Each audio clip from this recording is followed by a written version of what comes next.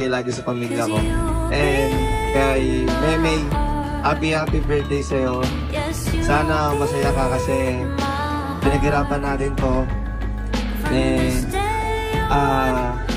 na-push natin itong debut mo kasi nga ayoko talaga na hindi siya magde-debut. Ayoko hindi na ma-experience yun kahit anong mangyari. Actually, sa buong kapatid ko, gusto ko lahat sila maranasan nila yung debut.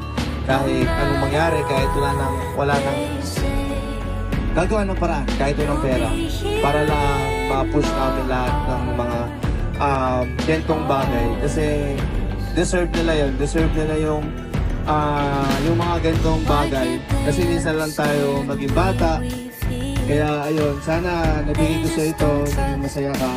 And ayun, 18 ka na, marami nang mangyayari, sasama na kita lagi. Sana pagpatuloy mo pa yung pag-tiktok mo lahat para makatulong ka sa sarili mo, sa amin. And sobrang love na love kita. Isa ka sa mga favorite ko. Love you. Message, May, para kay Kuya Francis sa mga kapatid.